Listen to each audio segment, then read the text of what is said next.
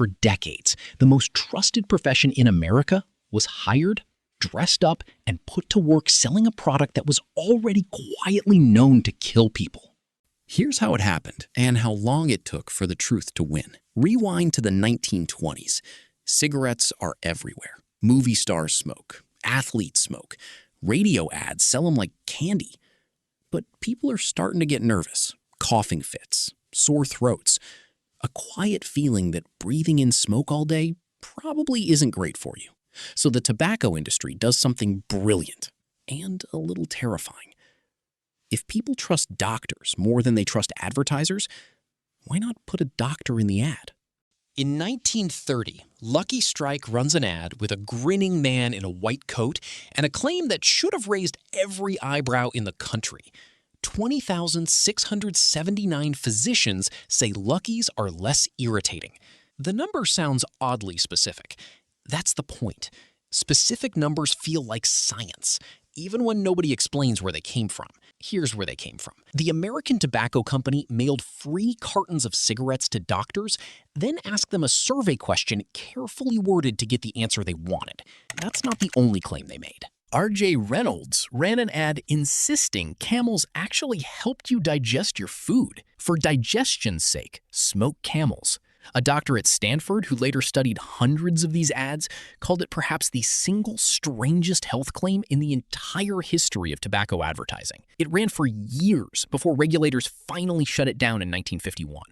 By the 1940s, this had become a full system. Cigarette ads weren't just running in magazines, they were running inside actual medical journals, including the Journal of the American Medical Association. One 1949 ad in that very journal read, "Not one single case of throat irritation due to smoking camels."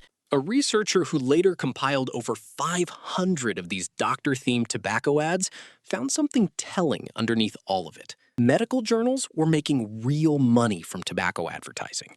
The more evidence piled up against cigarettes, the harder those journals leaned on the income from the companies denying it. Then, in 1946, R.J. Reynolds takes it to another level entirely. One line, "More doctors smoke Camels than any other cigarette." It runs everywhere. The claim came from a survey of over 113,000 physicians. Here's the detail that should stop you. Company reps showed up at medical conventions, handed doctors a free pack of Camels, and immediately asked, "So, what brand do you smoke?" You hand someone a free product and ask what they smoke seconds later? That's not research. That's a result you already paid for. And it gets worse. Look closely at most of these ads, and the calm, trustworthy doctor recommending cigarettes wasn't a doctor at all. He was an actor. Hired, put in a white coat, handed a clipboard, because real physicians weren't even legally allowed to endorse a commercial product like that. So the industry just built fake ones. For over 2 decades, the single most trusted figure in American life was being mass-produced as a marketing prop. But here's where this stops being shady advertising and becomes something much darker. Internally, the tobacco industry already knew. By 1953, a confidential internal report inside R.J. Reynolds noted that clinical data already supported the idea that cigarettes could cause cancer. Not outside research they could shrug off. Their own people, telling them privately what they were denying everywhere else. A year earlier, in December 1952, Reader's Digest publishes an article called "Cancer by the Carton," putting the growing science in front of millions of ordinary readers for the first time. It works. Cigarette sales drop for 2 straight years, the first decline like it since the Great Depression. The industry panics, not about the cancer, about the chart. In December 1953, the CEOs of every major tobacco company meet in secret in New York City. Their goal isn't to investigate the risk. It's to make the bad press disappear. They hire one of the most powerful public relations firms in the country, and together they build a response. On January 4th, 1954, that response hits over 400 newspapers, reaching an estimated 43 million people. It's called "A Frank Statement to Cigarette Smokers." It says in calm, reassuring language that there is no proof cigarettes cause cancer, and that these companies care deeply about their customers' health. It becomes, by some measures, the most widely distributed advertisement in American history up to that point. And it works. Not a little. Spectacularly. By 1961, Americans are smoking 488 billion cigarettes a year, up from 369 billion just 7 years earlier.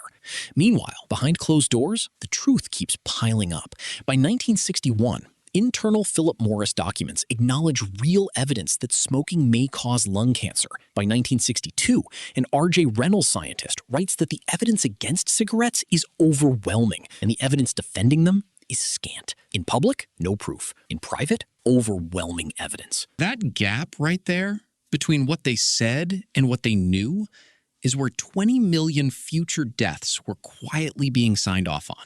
By the mid-1950s, even the tobacco companies could feel the ground shifting.